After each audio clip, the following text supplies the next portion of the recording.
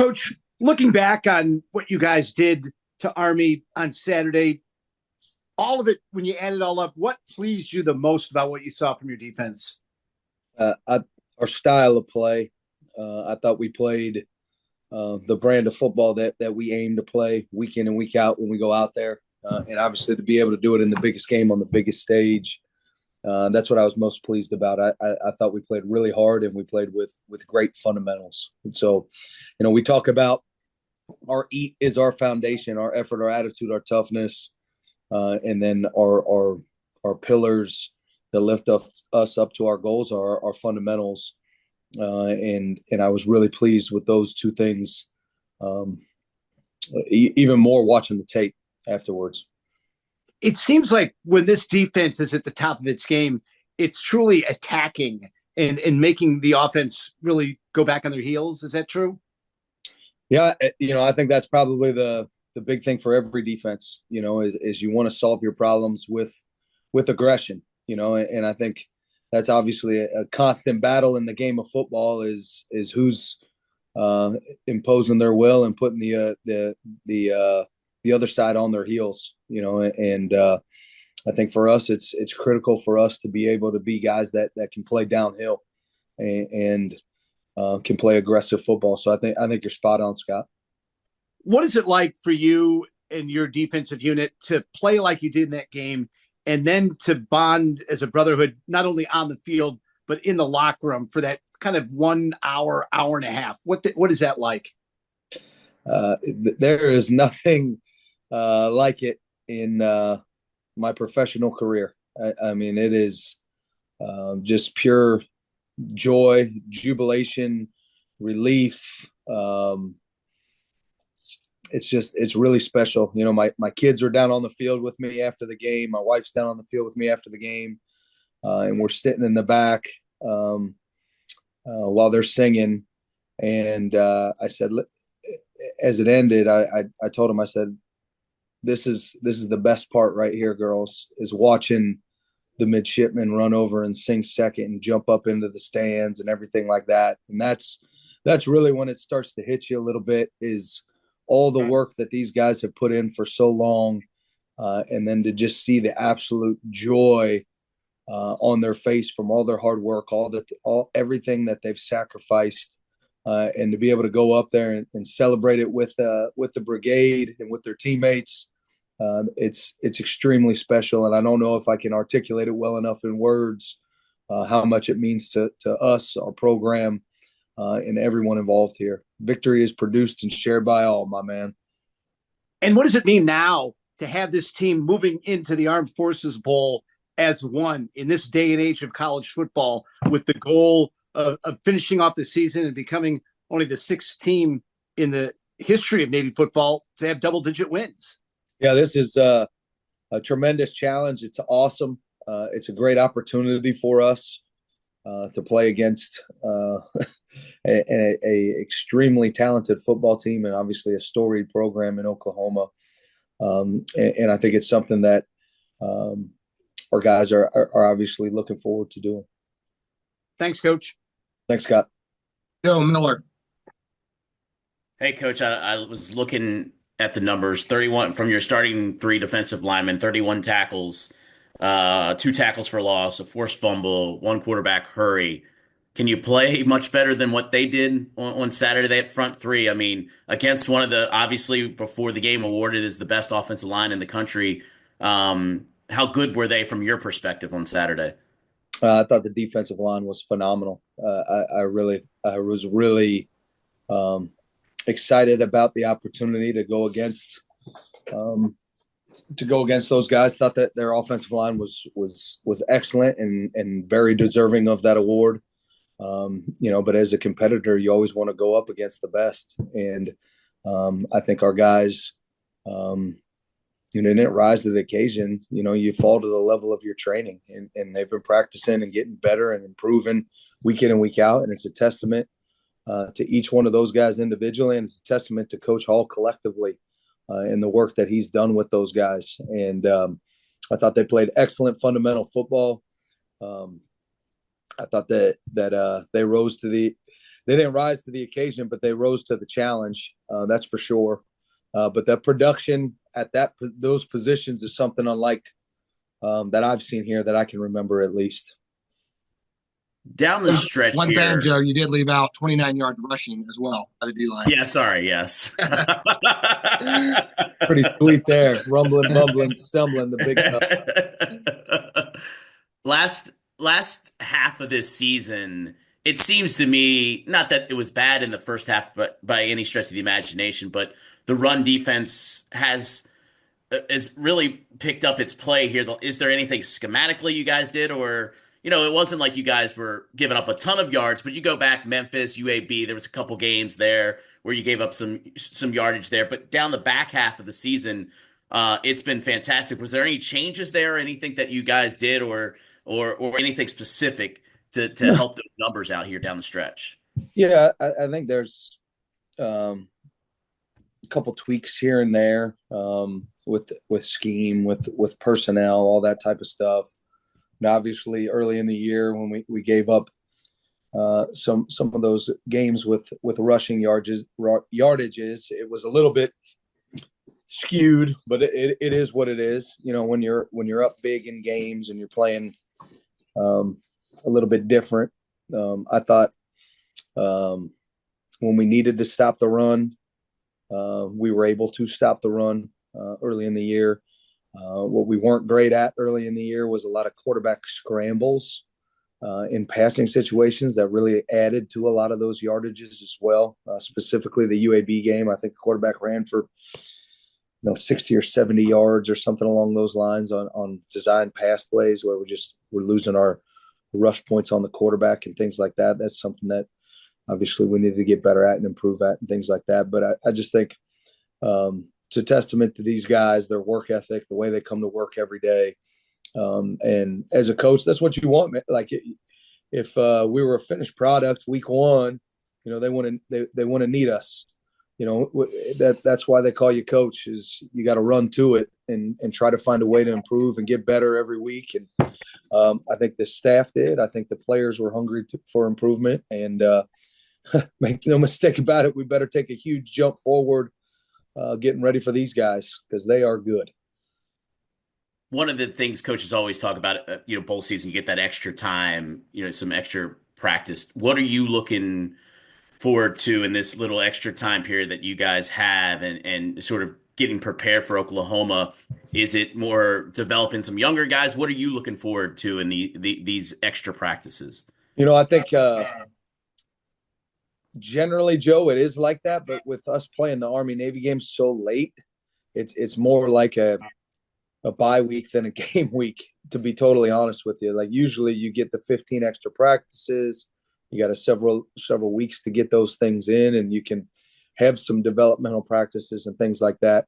Now we've repped our threes and potentially our fours all year long. Like that's something that we're committed to doing here as a staff, and that's really important for us. I mean, our guys come out to practice and they get reps all year long. The big thing for us is the last game doesn't matter. You're only as good as your last game.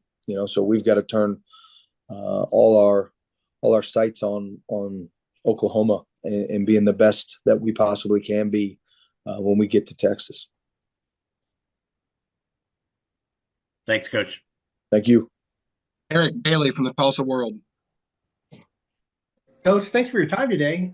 Just had a few questions. I want to ask you, with Oklahoma, they've had a lot of portal hits, over 20 right now, including their starting quarterback. How do you prepare for an OU offense that's going to have a different look, and especially the quarterback positions? Do you look at what Michael Hawkins, their backup, did in his 3 starts? Yeah, I think you got to look at their whole body of work, and I think it's a testament to the coaching staff there in particular. Obviously, we played in a lot of these games throughout the course of my career where you're playing a really good opponent. You're playing a Power 4 opponent and things like that. In Oklahoma, just like a lot of those guys have recruited at a really high level. So sure, you maybe you lose a guy in the portal, but they generally replace him with a clone right behind it. And that's a testament to them and how they recruit, the type of players that they're able to attract and bring in. So we've got to look at a lot and try to really figure out what they're going to do and how they're going to do it. And we know we're going to see some new things, and that's part of the deal. You see that in every game, so we got to put our eyes on our key and make sure that our rules apply. But everything that I've seen from Hawkins, I've been blown away by, really impressed with. He's a tremendous talent at that position, and there's a lot of talented guys around him. I wanted to ask you about Coach Newberry. I'm doing a profile from him, especially being from the state of Oklahoma. Can you talk a little bit about him and just how he relates to the roster at Navy and how he just commands the respect and everything from the players? Yeah, I think one of the cool things we do here is on senior day, the night before senior day, guys get up and they get a chance to speak in the hotel. And to hear every senior get up there and thank Coach Newberry for his leadership. It was a really cool moment. It went on for probably about an hour, getting all the different seniors up there and having them opportunity to speak. And one of the things several of them said was that he's the most humble leader they've ever come across. And I thought that was a really unique thing. And I think it's spot on. Like, it's always about everyone else. Like, he is truly a servant leader. He's a guy that puts everybody else in front of himself and will do everything that he possibly can to take care of his players, to take care of his staff, to take care of his support staff. He's an absolute joy to work with, but just to see the love and admiration from guys on both sides of the ball, and he's been the head coach here for not even 2 complete seasons, and to see just the connection that he has with the players, the connection that they have with him, it's something truly special. My last question, I wanted to ask you about just your reflections on Oklahoma football, maybe growing up, maybe as a coach, just your thoughts on Oklahoma football, and what's your earliest memory of OU football? I'm a linebacker, so Brian Bosworth for sure. Teddy Lehman, all those guys. I'd have to tell you, I had a Bosworth jersey growing up, all that type of stuff. So I thought he was a pretty tough dude, and was super impressed with him. And obviously, Bob Stoops in the late 90s and early 2000s, and the teams that they put out there and playing explosive offense with stifling defense, and growing up and seeing those guys in the national championship hunt basically year in and year out is really impressive. I think Coach New will probably talk about some of the Jamel Holloway and the option stuff that was a little bit before my time, but I remember Stoops and those guys and just like I said, really explosive on offense and playing stifling defense, and they were super fun to watch. Coach, thanks so much for your time, and you have a Merry Christmas, okay? You too. Appreciate it. Wags. Hey, BJ. Hey, Wags. So what do you think was key to turning things around this season? I mean, obviously the team had whatever it was, straight losing seasons, and the seniors talked about leaving a legacy, and I talked to Colin Ramos about this. But in your opinion, what was the key to Navy turning it around this season? That's a great question. I don't know if there's really just like one true answer to that, but I guess if I had to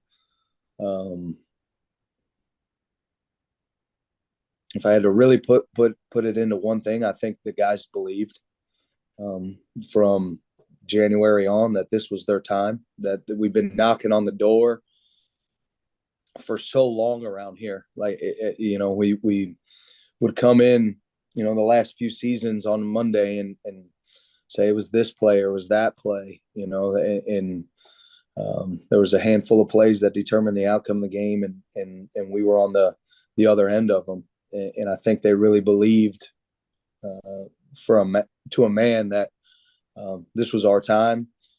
They worked extremely hard to turn the corner, to be able to get those things done. I think obviously getting off to a great start in the season fueled that belief and kept us rolling. And then obviously you have a little bit of adversity 3/4 of the way to the season. That's what these guys do, is they respond to adversity. And they did that. And we just continue to improve. And I think number one, I think it's belief. And number two, I think we've got really good practice habits right now from this bunch. I think they really understand the importance of practice and the importance of attacking every day. And I think that's led to us continuing to get better and better. But I think they believe. We got great practice habits, and I think there is a great connection with this bunch. Period. On the roster with the staff, we trust them, they trust us, and it's just a complete and total team effort. I mean, obviously it was a great turnaround season. Do you feel confident that this can continue? I mean, you don't want it to be a 1-year wonder and then they have a losing season next year. Do you feel good that the program as a whole has turned the corner and this is sustainable? Hell yeah. We're just getting started. Can you elaborate? What do you see bright future ahead? Absolutely. I mean, this is obviously we're focused on Oklahoma, but the future of the program is extremely bright here, and we all know that. There's talented young guys. There's a bunch of guys returning. I think we've got a extremely strong staff and support staff in every facet. I think Coach Newberry's built this thing the right way. I think the guys believe in what we're doing and understand the work that it takes to get there. I think we're recruiting at a really high level, and we have support from the administration, the community, all those things. I think it's everything's aligned where it needs to be, and we're just getting started.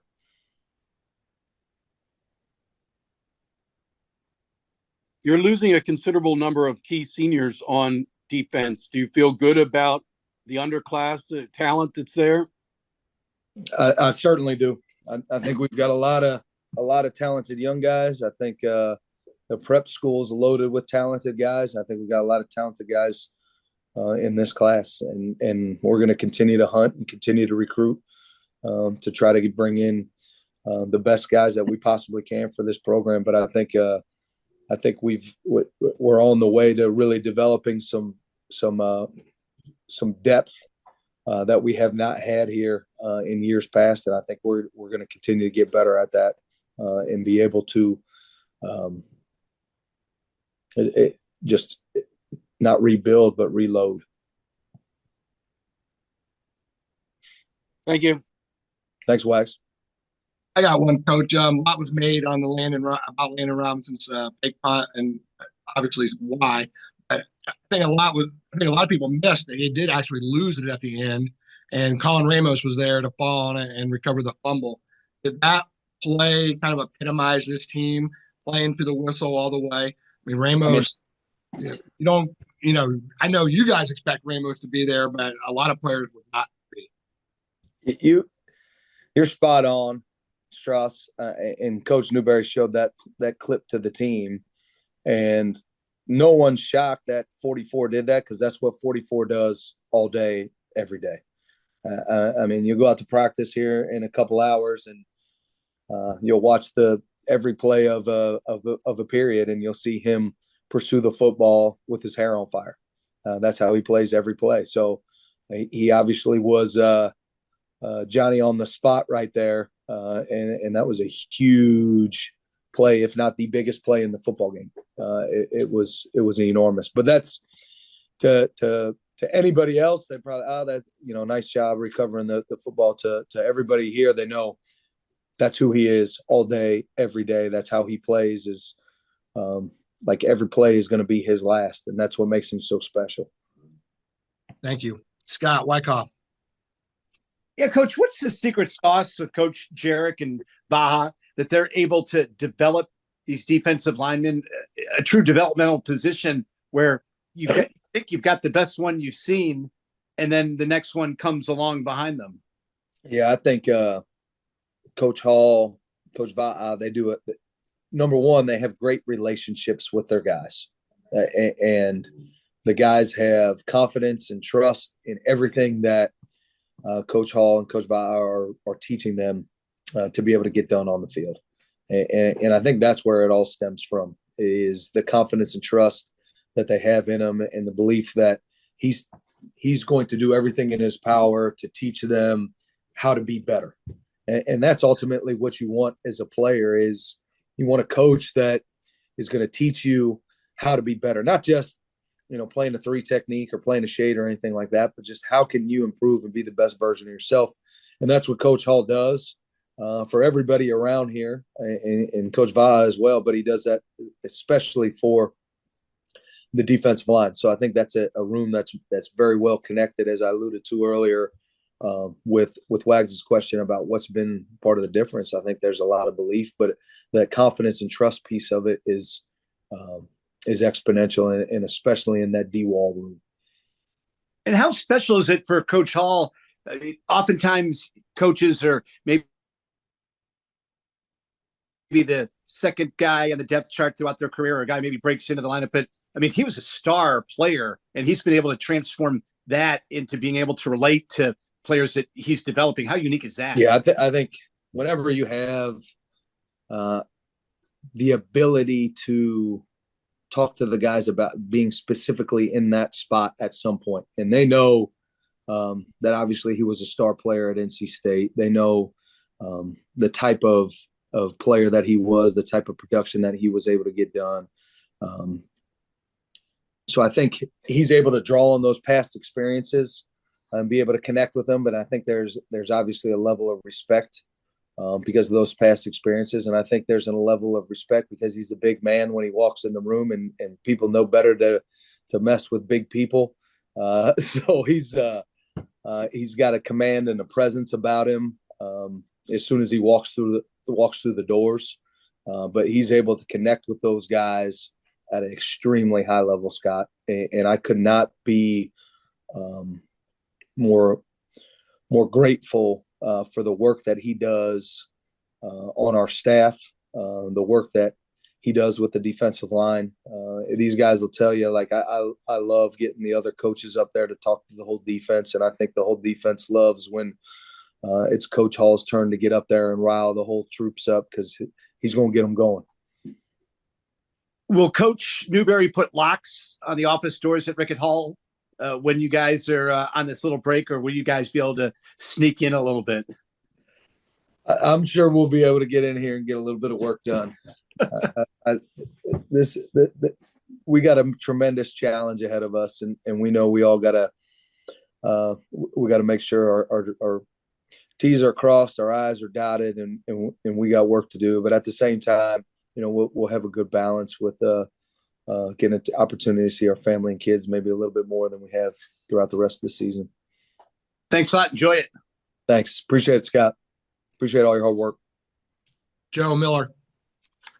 Yeah, Coach, I just had one more just from the perspective on Saturday. It was really unique, and I know it's part about what Army does, but you guys didn't really substitute at all. I don't think it made it easier on me, but like, as far as like, I got to imagine you're usually a lot dealing with substitution patterns and getting matchups and everything like that. Was it a unique situation, like, for you guys to just you got kind of played 11 guys and left them out there the entire day? Yeah, that was a little bit unique. We talked about it several times as a staff about how we wanted to handle substitution, and it came down to when we felt like we needed to at each position independently, and we said we were going to discuss it throughout the course of the game, which we did.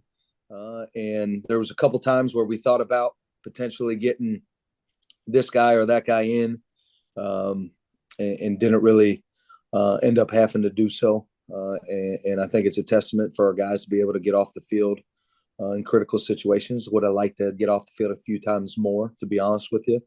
But you had some good calls out there, man. I got a chance to hear a couple of those afterwards, man.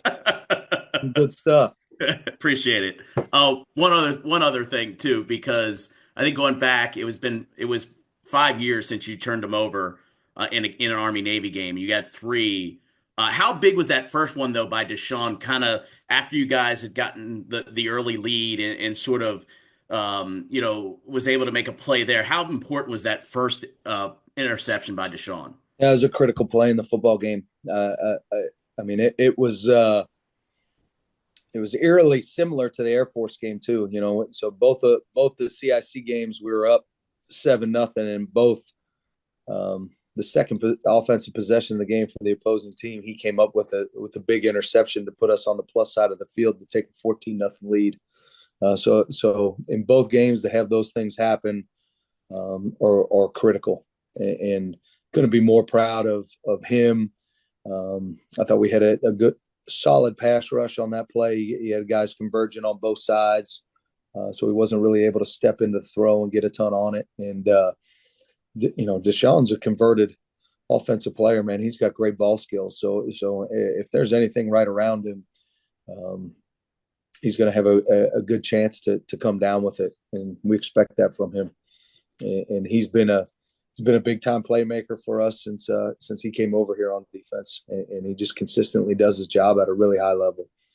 And I think all the DBs really respect him. But I think one of the cool things, Joe, on that play is in I don't know if you can see on the TV copy, but the coach's copy. I mean, you can see the entire program, going crazy as it's happening. I mean, the non-dress guys, the dress guys, the support staff, the equipment staff, the coaching staff, everything.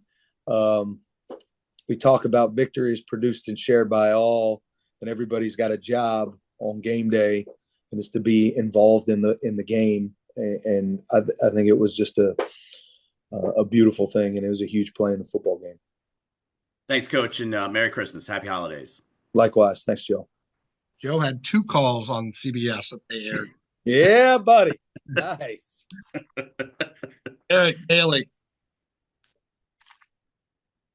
Coach, I just have one more question. I want to ask you, as a defensive coordinator, defensive-minded coach, can you just talk a little bit about the job Brent Venables has done over the years and stepping into a head coaching role, and just how much have you admired what the work he's been able to do? Yeah, I mean, he's as good as it gets in this profession, obviously. And he's able to recruit at a really high level. He's able to coach at an extremely high level. I have several people that I know that have worked with him in the past, and just speak so highly of him as a person.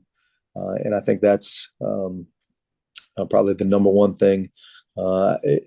When I was down in Georgia and he was at Clemson, we crossed paths several times down there, and I was just, still just a no-name nobody, but he would go out of his way to shake my hand and say, hey, and then he remembered my name and things like that, which I was really impressed with for a guy of his status and stature and all those things.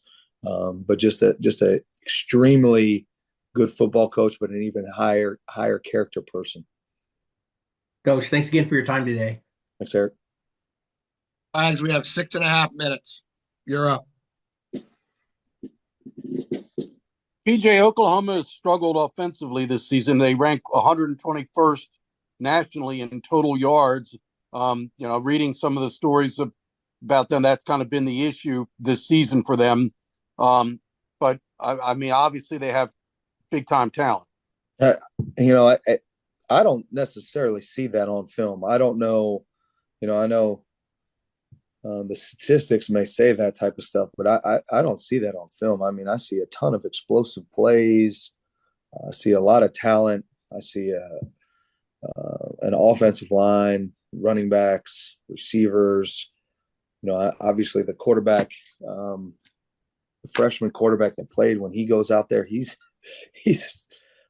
super dynamic and explosive. Like and I get, they're playing in the SEC. There's a lot of high quality defenses in that league, obviously that can make it challenging at times. But this is a really, really athletic and talented bunch that provides a ton of challenges for us defensively, and we've got to play excellent to have a shot. So another area where they have suffered heavy losses in terms of transfer is in the receiving department. I think the tight end, a couple of the top receivers, I think 4 of their top five pass catchers have transferred. It's the same situation where you don't even quite know probably who you're going to see necessarily personnel wise. And that's sort of what I was alluding to earlier, Wags. It's like these top tier programs like this. I mean, they recruit at such a high level, that there's great players right behind great players, and maybe a guy jumps in the transfer portal or opts out or something like that, but they replace him with another guy that's a highly rated recruit with insane athleticism. So that's something that we're certainly not going to take for granted. We know that this is a talented football team. We know that this is a well-coached football team. And they're going to put 11 guys out there on every play that are well coached, that are talented, and that are going to play really, really hard. And we got to be at our best. One guy who has been, there all season for them is Javonte Barnes, the tailback. What do you think of him? Yeah, I mean, I think they play a lot of running backs, and they're all really, really good. They're different. I think he's a guy that's extremely explosive with great vision. They do an excellent job creating seams and avenues for him to be able to run through. And obviously, he's a guy that can get on the perimeter, run inside, and then catch the ball out of the backfield as well. He's a complete guy. But I think they got a whole stable of them. I think they play, 5 different running backs, and they're all really, really good.